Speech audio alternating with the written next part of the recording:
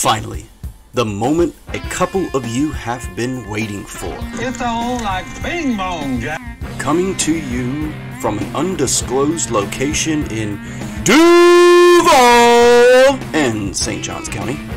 The show for Jag fans by Jag fans. You can't have a newcomer come in and steal the show. Here are your hosts, Franklin and Michael how you say it? DeZoba. Welcome to the Jaggernaut Podcast.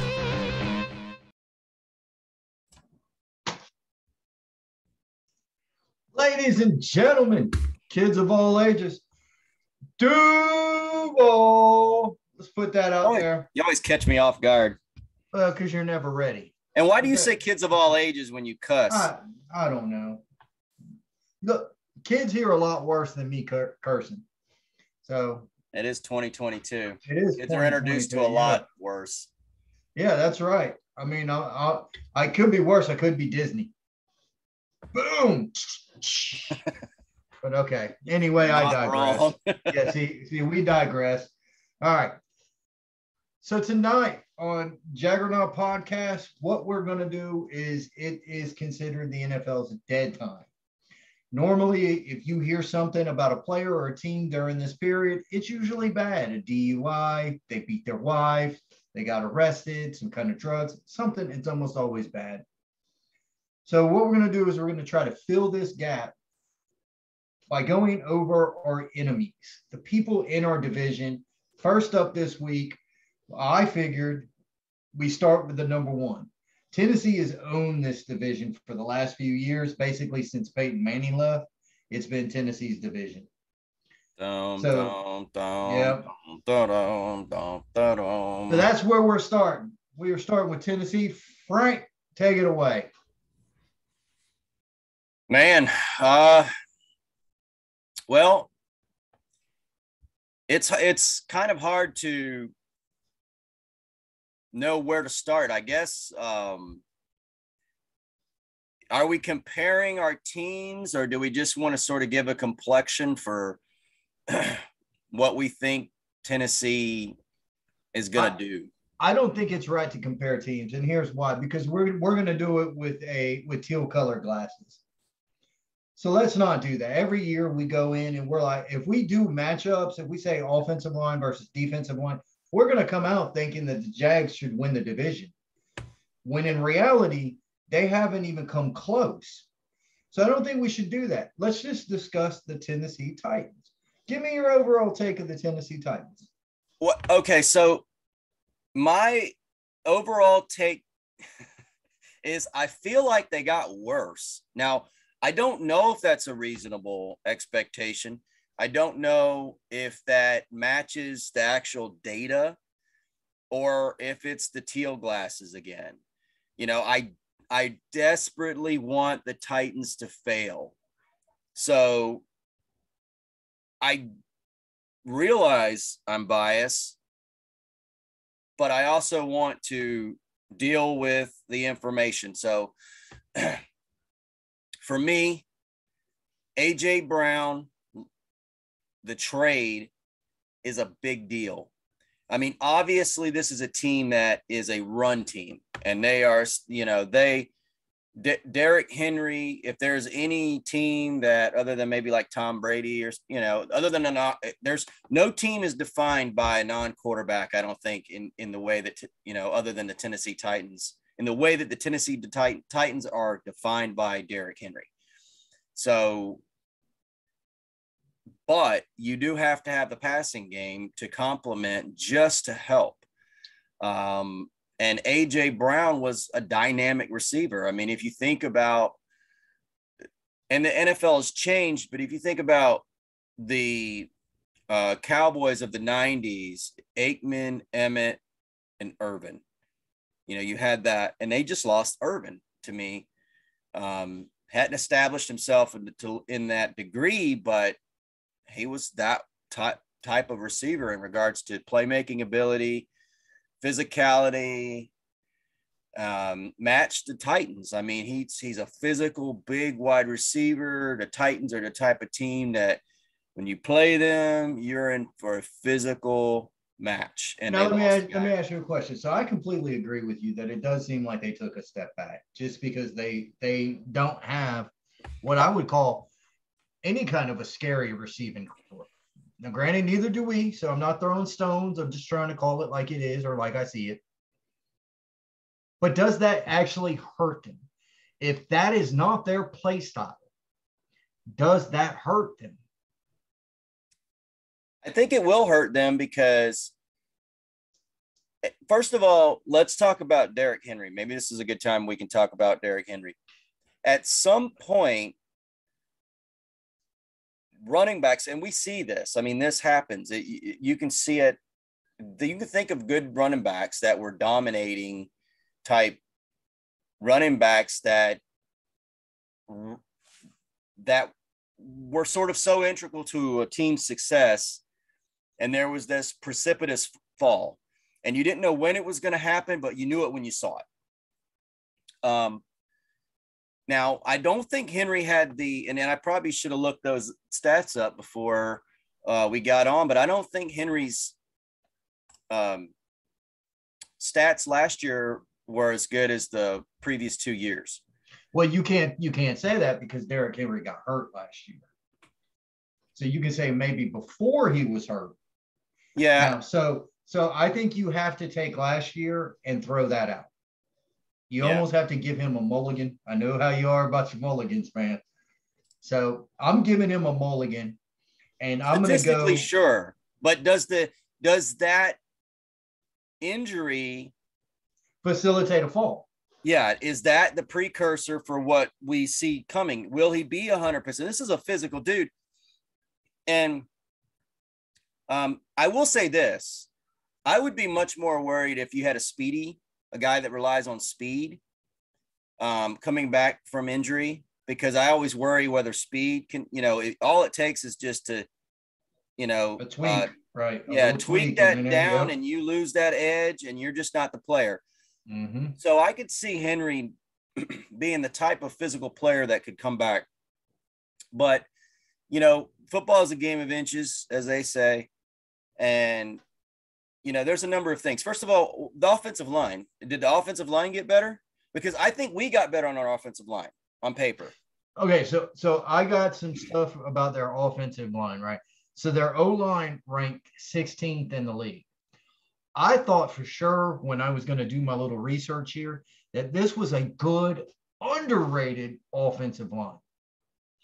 However, they're good against the run and they're crap against the pass.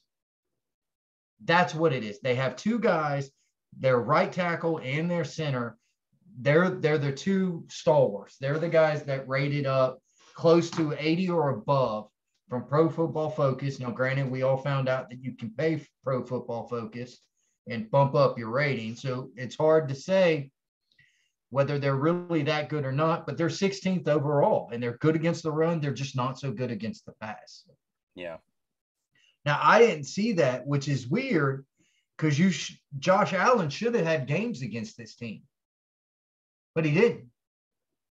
Yeah, and that's another thing. Like we're talking about Tannehill. We're talking about getting rid of that receiver. His name escapes me. Brown. A.J. Brown. Tannehill is never going to be confused or in the same sentence as John Elway, Dan Marino. But what about a game manager? Would you call – not only is he a game manager, but he is probably the best game manager we have seen in the NFL. Because he doesn't make a lot of downfield throws, but he takes exactly what the defense gives him. I quibble when you say the best. I mean, who's better? Who's better as a game manager? Not as not going to win you a game, but isn't going to lose you a game. To me, that's how you define a game manager. Well, it's hard. I'd have to go back and look because it's hard. They don't usually stick in your head. I mean, right now I'm thinking Chad Pennington pops into my mind. And Tannehill's better. I will give you that Tannehill has better athletic ability. He's got a better arm and he can use some wheels. Something else that, yes, his wheels stuck out to me. He scored 7 touchdowns last year. Yeah. No, I always knew about that. He just, he's under the radar. If you take a athletic guy, if you have a guy who will just take what the defense gives him, throws on time to that spot, and has enough mental capacity during those 2 seconds to understand I need to runs and is able to pick it up, they're able to move the ball. Like their offense relies around the run. And yes, it is almost 100% Derrick Henry. But when it's not Derrick Henry, it is Tannehill running and scrambling, picking up first downs, breaking the defensive's back. That's what they do. You're right. They are a very, very smash mouth team. And surprisingly, I was surprised by the Titans O-line, but they're 16th in the league.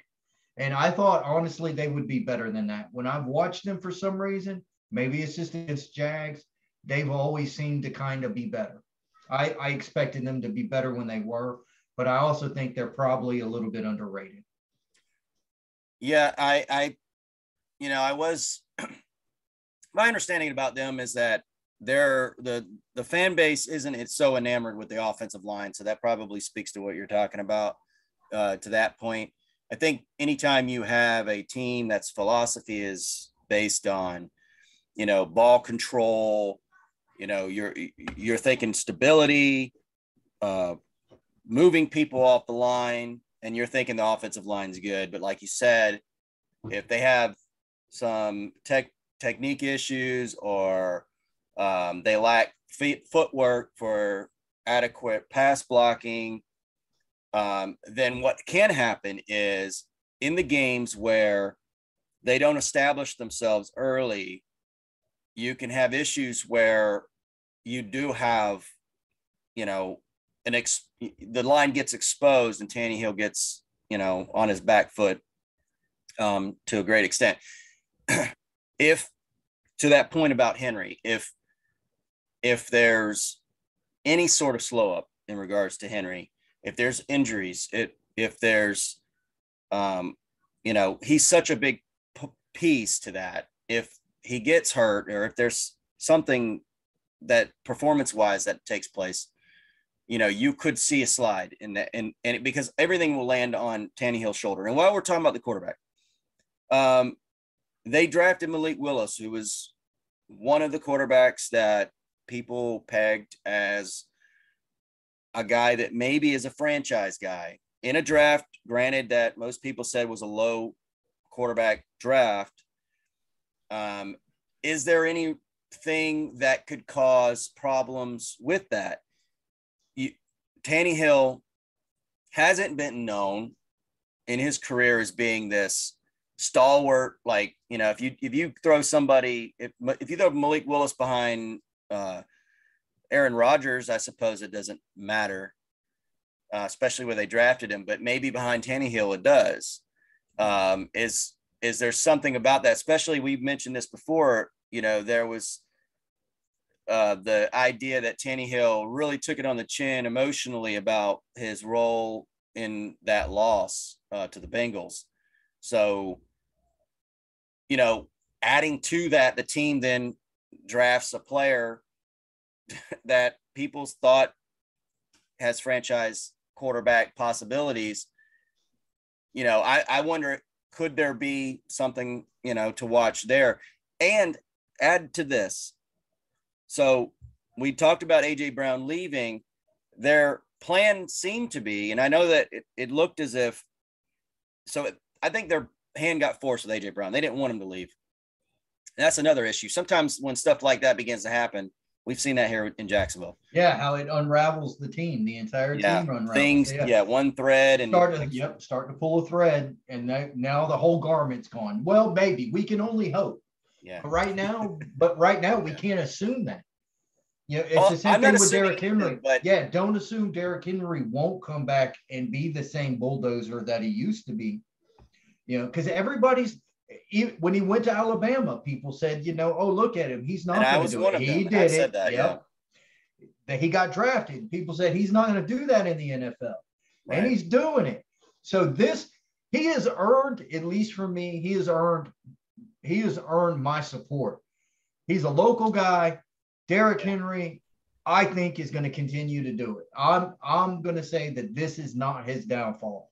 Could it lead to a downfall? Maybe, but I'm going to say that's not it. And that's fine. And we can. Could this string unravel the entire rest of the team? Yes, let's hope so.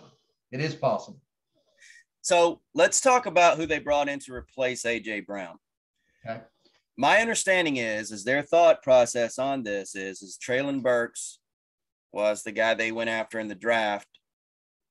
And he's kind of a gadget. I guess maybe everybody's enamored with Deebo Samuels right now. Yeah, he is a Laviska Shenault. Yep. Right. That's exactly what he is right now. That's the type. Yep. That's the type. And I wasn't super familiar with Treylon Burks. What I'm hearing now is that evidently there was some concern about this guy in regards to his ability to stay in shape and his desire to play football, which you never want to hear. Not from a first round draft pick, but you have to have. And we talked about this before about the Jaguars and their biggest. This is the mark of a bad football team. When you go into the draft and immediate, of course, this happened during the draft, so it wasn't quite the same, but it still ended up the same. When you draft a replacement for a starter, and that's the mark of a bad team. Good teams draft backup players. And then when they get the jar on the shelf that blossoms, they know they can release the starter, and then they've got the guy next up. And it appears, based on minicamp, that they aren't super happy with Treylon Burks. The very things that were concerns have not been alleviated. They've been exacerbated. So I don't know what Tannehill's going to be working with. Yeah. So, Robert Woods, right? So they brought him in from the Rams. He is injured. He is above 30. We all know that above 30 for receivers in the NFL, typically, not always, but typically, they start to lose it. They don't probably maintain be a good fantasy pick. Because who else are they going to throw to, right? No. Here, he's the only he's the only guy I can think of. Austin Hooper from the tight end. That's it. That's all they got. He's now on his third team. Yep. Now, who would you rather have? Would you rather have Evan Ingram or Austin Hooper? I almost feel like I'd rather have Evan Ingram. I'm going to call that even. And that's a very even thing. So what you're doing, splitting hairs. Yep. I'm going to go younger on a guy on his second team than older and a guy on his third team. So you now have two teams that thought this guy. So Atlanta built him up. Cleveland thought this guy was going to come in and be a cog in the machine. And it didn't. He wasn't the same player in it as he was in Atlanta. He was okay, but he wasn't as good. Right. Now, if you're asking me which one has more upside, I would say Ingram. Okay. However, the problem is that Ingram finds himself in Duval County, and we have a history. We have a history of messing players up for some reason. We have a coach now who loves tight ends. So, I mean, yeah. But Evan Ingram, out there now. Evan Ingram has a problem catching the ball. Yeah, we don't need that here. We have plenty of that. But that's what I'm saying. So that's why I'm going to call it even. Fair enough. Fair enough. Overall, he's got a brand new tight end. He's got He's got a wide receiver that has issues. Yeah. He's got a guy who's coming off an injury from another team. Two guys, a different system. And all this is supposed to be. You just established this guy as being a game manager. Yep. Well, let me tell you something. I realize the quarterback's the most important piece, but everything around him has to be in concert to manage it. And what we're seeing, in my opinion, are a lot of shaky things around that piece that really needs to be stable. Yeah, I mean, I can see the wheels falling off, but I see it every year. I can see the wheels falling off. And Tannehill does just enough to keep the wheels on. That's the type rolling. And we say all this, but the truth is the Titans are the type of team that they'll find a way somehow, because they're that gritty type of team. Yeah. They won the division last year, didn't they? Yes, sir. And regardless, they got into the playoffs, and they had an injury-filled season. So we can look at the team and we can say, you know, they've got all these issues on their roster, but if they're healthy, I mean, Here, let me stop you there. Let me ask you this. I'm gonna throw this at you, and you tell me what you think. Top 6 defense. They may have issues on their offense, and I agree with you that they do. This shocked me. I knew they were decent, right? Decent. I'm thinking 17th, 19th, 20, 16, 14, 12. Top 6. Top 6 D. Yeah, because it's one of those defenses that's led by nobody, you know. Yes, it is very much unsung. It's one of these no-name type defenses, and that happens. That happens in this league, especially on a team that's very run-oriented. They don't put the defense in bad situations. The Vrabel Patriot way, trying to instill that in this organization. He's not going to have a team that he's going to have a disciplined team. It's not going to make a lot of mistakes. You're not going to see the offensive team do stupid stuff, retarded stuff that puts the defense in bad situations. And so when you have that, if you have a team that's disciplined and just stays within the scheme, you know, I'm going to say, plus let's also say this too. Let's be real. They played the Texans and the Jaguars twice last year. That's a stat pattern right there for their defense. So that brings the top 6 defense thing a little more in focus. Well, okay. And so I would agree with you, except for so did the Colts. And the Colts, I think are 11th. So also close to a top 10. And yep. So maybe that does add some validity to what you're saying. However, they averaged, giving up 83 rush yards and 250-ish yards a pass. That's a good D. That's your average. That is a good D, man. So I honestly, when I looked at that, that's what I said. I'm like, that's why they're winning.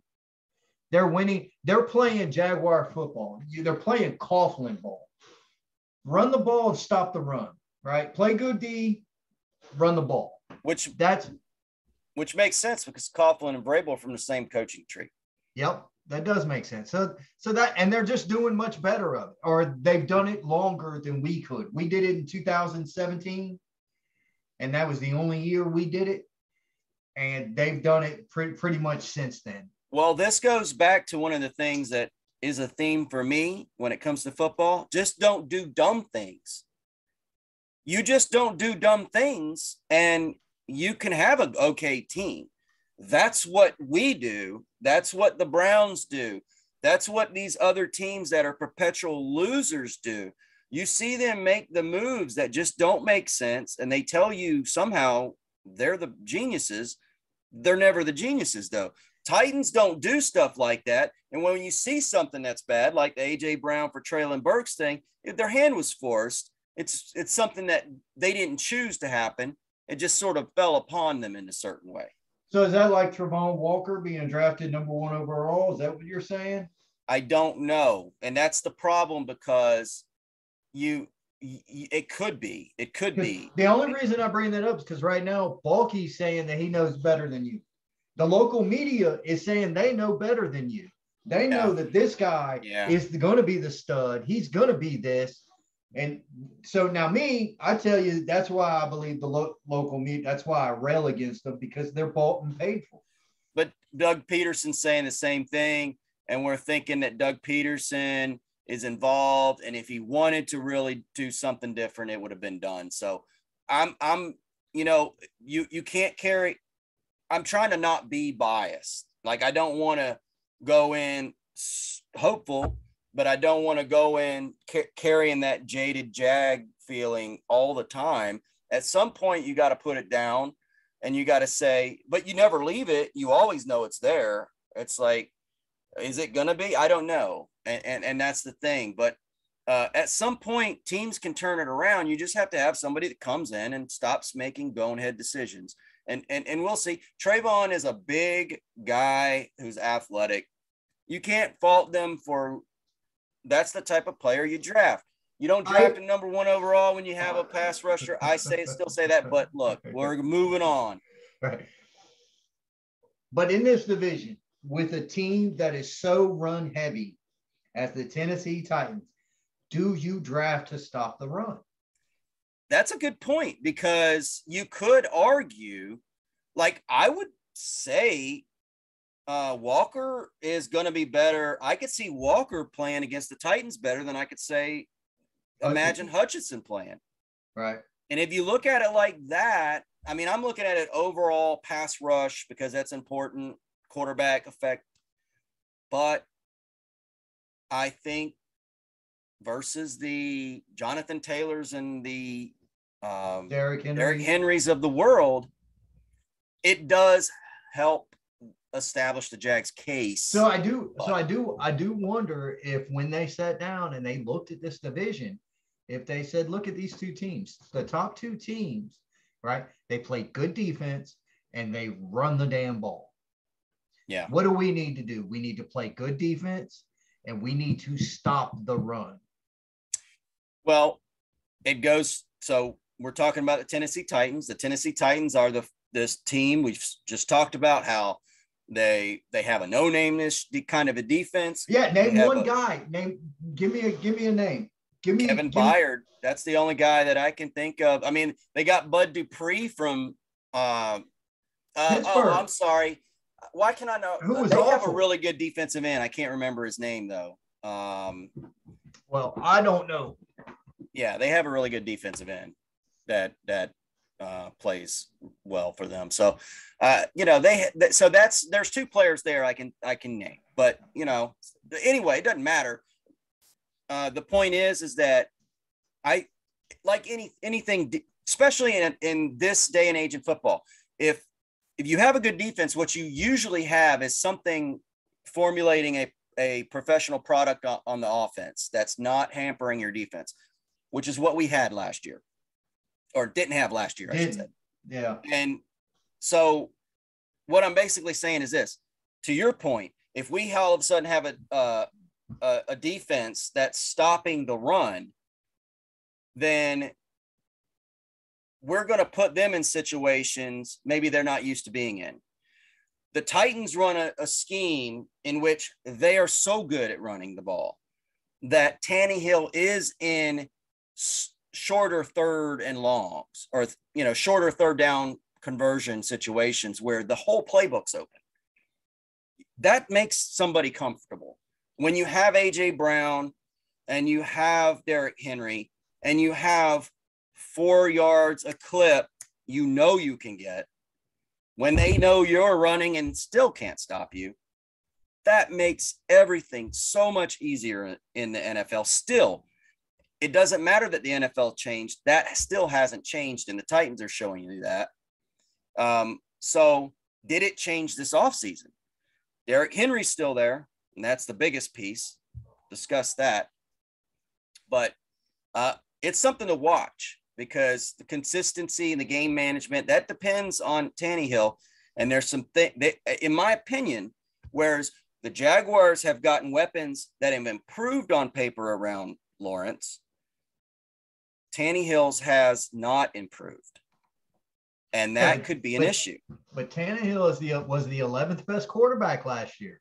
Odd enough, no, he's right? sneaky good. He's sneaky good. And like I said, when I was looking at his stats, and I'm trying to go back and replay some of the games I saw, because I had him for fantasy on my team. And man, he would drive me insane, because he just wouldn't put up fantasy stats. So I'm looking. So I was looking at his stats. I'm like, why is this guy 11th overall, but wasn't putting up fantasy stats? You know why? Because he was doing it with his legs, dinks and dunks, doing just enough in the passing game. But when they needed that 3rd and 4, and Derrick Henry was there, they would fake it, or he would scramble out and he would pick up those 4 yards. That's what he was doing. That's Titan football. That is Titan football. They all run the ball, run it with their court. That's what I'm saying. The dude, you may not like him, but the guy is a hell of a game manager. And I know people are going to say, oh my God, game manager. How the hell can you say, pay me what he's getting paid. You call me whatever you want. The dude knows how to get his team down there. It may end up in a Randy Bullock field goal, but he will get his team in scoring position. To me, not much else really needs to be said. He's using his legs and he'll use his arm, but I don't think he's not going to beat you in a shootout. That is not their style. And you're right. That's not what they're built for. So that's why I'm wondering, maybe that A.J. Brown trade wasn't so bad.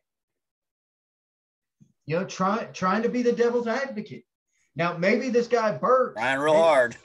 Yeah, maybe this guy Burks, maybe he is the piece that they need. And it's funny because when I was reading about him, what they were saying was that in college, I think he played 90% of the snaps from the inside. And he's a little bit of a bigger dude. Yeah. First thing popped into my head, Deebo Samuel, Laviska Shenault, all of those tweener type, you know, running back receivers that the NFL is going to love. Well, you remember last year too, because I just said what people have been saying about Burks mini camp, and it has not been great, but remember Jamar Chase? Yeah, couldn't catch a cold. Couldn't catch a cold in training camp, and then all of a sudden, when the lights went on, so did his hands. So yeah. And if he does come around, because he was pretty dang electric when Arkansas. So if he comes around and if he's 80%, 80% of what AJ Brown was, but he doesn't have to be AJ Brown. I think that type of receiver is perfect for Titan football. He is beat the slot guy, use your size to pick up 8 yards. Yeah. Right? So he is essentially run, push, turn, use your big body to block, pick up 6 yards. That's all we need from you. Because we got Derrick Henry in the offensive line churning it out. When the defense stops you, when the defense stops Derrick Henry, we'll do a bootleg out with Tannehill. He's got enough wheels to pick it up. Malik Willis. I am not worried about Malik Willis this year and potentially next year. After that, though, he may very well be the actual Titans starter. I think he'll get 2 years to train, to learn the NFL, because he's going to need it. The dude is dynamic in his athleticism and his playmaking ability. He does, I think, have a good arm, but he has to work on being an NFL quarterback. And so I think now, can he get his head around there? I don't know. I know he's got an arm long enough to throw the long ball. His accuracy is just okay. But you put okay accuracy, you put an arm, and then you put that athletic ability. If he puts in the work, I think he could be dangerous, but I would not worry about him for at least the next 2 years. Yeah, I just, when I hear you talk about that sort of offense, for me, I kind of like that matchup against the Jaguars.